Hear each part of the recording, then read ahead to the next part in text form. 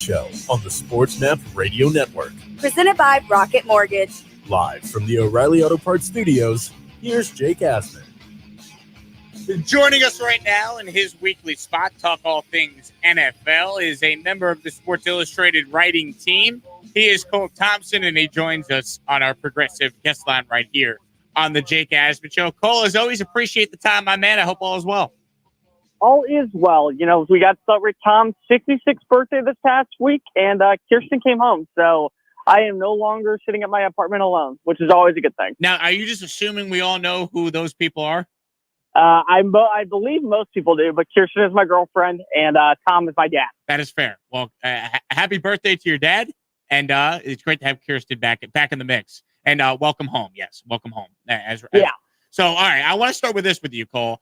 Jamison Crowder and the Jets. It came out yesterday from ESPN's Rich Cimini that the Jets wanted to take a 50% pay cut.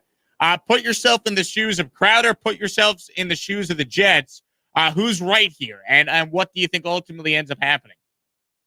I think personally Crowder is right. When you sign a deal, you're expected to, if live up to expectations, get paid your full salary. And in a way, Crowder has been the most consistent Jets wide receiver since joining the team. I believe it was back in 2019. So especially with him going into a contract year, you want to get paid your top dollar. You want to be able to make the most of your money, even though you're playing on a bad Jets team. And he's worked with different quarterbacks.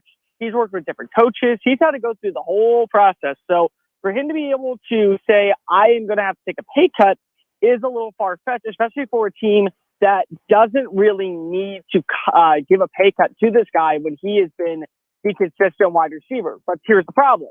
Elijah Moore, from everyone that I've spoken to, everyone that I've heard, has been crushing it at OTAs, at minicamp, and is looking more and more like a draft steal despite being the number 34 pick. That, of course, makes Crowder a little bit more expendable on the free agent open market because of both play the slot position, both play a position of where they're going to be targeted a lot, both play an area where young quarterbacks are going to want to have that person across the middle of the field. So if there's a team out there looking to add a slot receiver, it's going to probably cost them no more than a 6th-round pick to go get a guy like Crowder, again, going into a contract season. But I believe that if you are going to force him to give up 50% of his salary, at some point, he's going to have to say, just find a way to trade me. You already drafted my replacement. And at that point, let's see if we can get the ball rolling and see if the Jets can get another pick for a productive player who just never was able to find his full footing with a bad Jets organization that was run by bad front office people, not Joe Douglas and not Robert Saleh. Yeah, and that's my biggest thing here. Like, I like Jamison Crowder a lot. I think he's clearly overpaid, and the Jets don't necessarily need him per se. But you can't go wrong with having good football players for your young rookie quarterback to throw to. And Crowder's still a good player, even if he's a little overpaid. Like, I think at the end of the day, if you're the Jets, doesn't it just make sense just to find a way to keep Crowder? So if Elijah Moore gets hurt or somebody else goes down, you have as much depth as humanly possible to help Zach Wilson? Yeah, I believe so. I mean, I think that personally, when you look at how the Jets are, you want to always have a secondary player because when you're doing that, you want to be able to have depth. You want to be able to help a young quarterback be very explosive and very overall productive in his very first season. So you look at Zach Wilson, you look at what the Jets are trying to do, and you look at the additions that were already added with Corey Davis and Elijah Moore, you want to be able to add depth across the middle. And the biggest thing of all, when you look at the position as a whole, slot receivers and tight ends are usually the most targeted receivers for young quarterbacks because they're usually open. And that's why you want to be able to have this guy in your backfield. You want to be able to have him on your roster. But at the same time, if you can't come to a deal where both are walking away, feeling comfortable with it, I say you have to trade him because eventually, if you want to keep him and he's not going to take a pay cut, you're going to pay him his full salary. You and I both know that it is a little bit of an overpriced salary. But on top of that, if you don't pay him, you're going to find a way to either trade him or release him. And at the end of the day, you always want to end up in the positive light. And the best positive light would be trading him and getting another draft asset for the 2022 class. Cole Thompson, Sports Illustrated NFL writer, with us here at his weekly spot. Speaking of the Jets, former Jet running back Lev Bell came out, and he wrote on Instagram that he would retire before ever playing for Andy Reid again. Cole, what are your thoughts on Lev Bell, a guy that had a Hall of Fame pace to the start of his career, coming out and maybe being the first guy to ever publicly say something negative about Andy Reid? I mean, I don't care. I mean, like, I'm sorry that that's a bad look, but I just don't. I mean, here's the reality of it. The Kansas City Chiefs were one of 4 teams that were interested in adding Le'Veon Bell following his release from the Jets.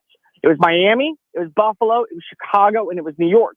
Ultimately, he decided on his own merit between Miami and New York Miami and Kansas City, going to Kansas City because if he believed that the Chiefs had a better opportunity to win a title and a better opportunity to enhance his career. Now, at some point, that isn't on him. And I do look overall on what the production of his role was, and he never was given a fair opportunity from the start to become a full-time starter. But at the same time, Darrell Williams got the hot hand towards the end of the postseason, and they started playing him more, even though that Clyde Edwards-Helaire was out of the conversation because he was hurt. You look at the whole numbers, 9 games, 273 yards, 2 touchdowns for a guy who, we were just talking about back in Pittsburgh, was an elite player beyond belief. We're talking about a guy who possibly was up there as one of the greatest running backs of the last decade.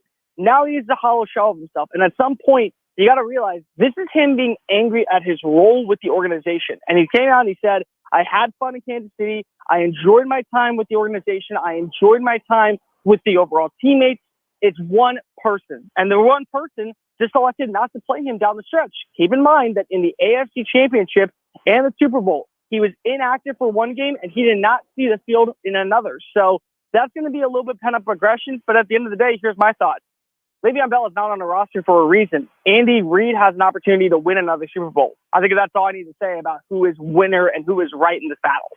I mean, what has happened to Bell? I mean, it's crazy to think what his career could have been if he just stayed with Pittsburgh. I mean, he has issues with the Steelers front office. Okay, fine. Then he has issues with Adam Gase. Every Jet fan initially is going to be on the side of Lev Bell. But now when you go after Andy Reid, I mean, at some point, maybe it's just you. Maybe you just lost it as a player. And I think the best point you just made right there, Cole, he's still available. I mean, anyone could sign Le'Veon Bell if they thought he was still good.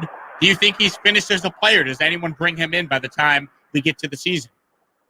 I think somebody brings him in, but here's the reality of it. I think the biggest problem was he expected to be the lead back in Kansas City when he wasn't, and he's not that guy anymore.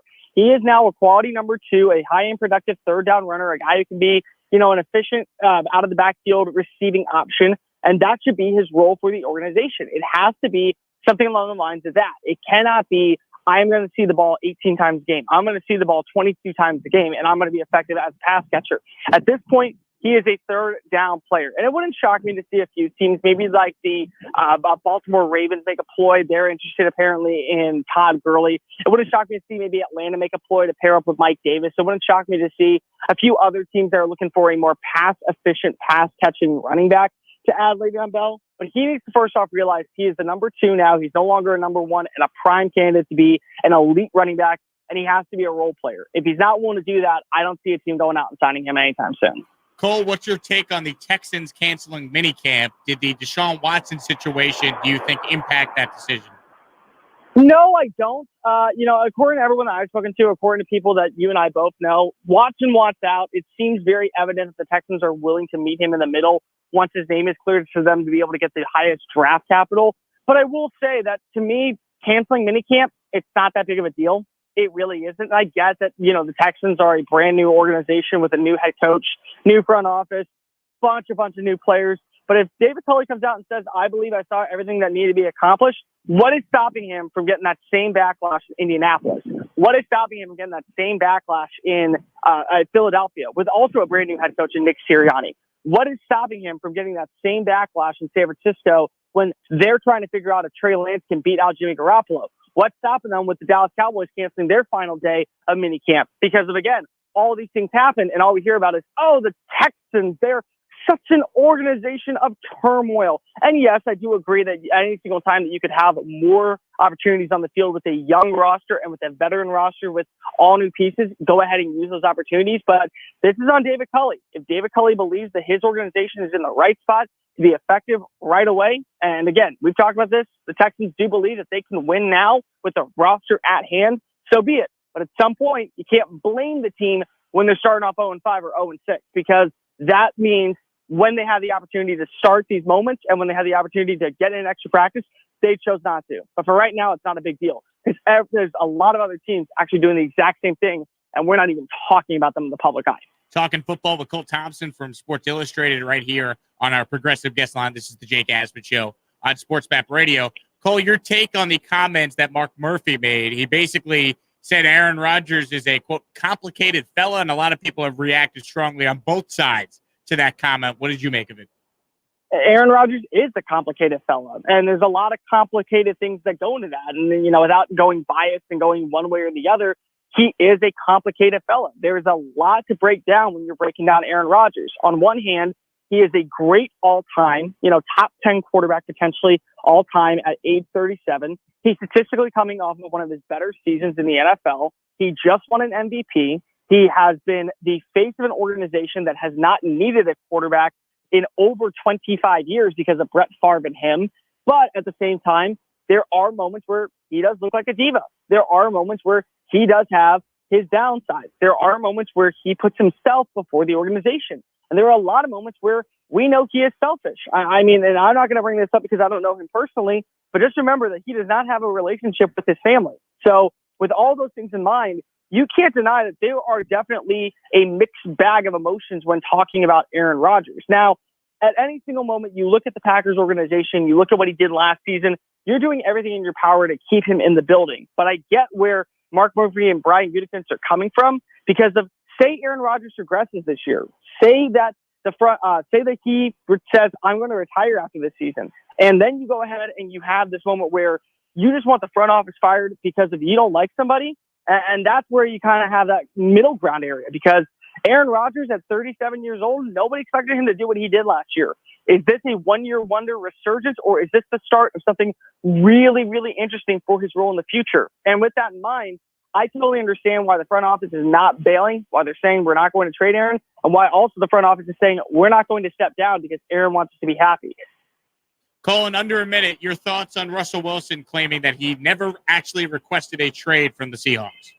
I mean, when the story breaks and the front office is kind of blindsided by asking for trade rumors, you have to be traded. That's literally all I can say at this point. I don't know if Russell Wilson was trying to do this to get a message to the organization, if he was trying to do it to try and get them to draft better players, for him to have a say in what the organization's front office would look like, what the front line would look like. But you don't just drop news without an agent or without a representative kind of pushing it forward to an insider to say, hey, if possible, he could be available via the market. So yeah, 100%. You're right. I mean, technically, I don't know if he's the one saying he wants to be traded, but when the agent comes out and gives Adam Schefter a list of 4 teams he would be traded to if he were to get traded, then yeah, okay, I'll play along. Cole Thompson joining us on Twitter at Mr. Cole Thompson is where you can follow him, NFL reporter for Sports Illustrated. Cole, as always, appreciate the time. Happy birthday to your dad, and we'll talk soon. We'll talk soon, buddy. Cole Thompson with us there on our Progressive guest line. Quoting home insurance just got easier with Progressive's Home Quote Explorer. Quote and buy all online at progressive.com. We wrap up hour 1 of 2 here on a Monday. Coming up next here on the Jake Asman Show. The middle.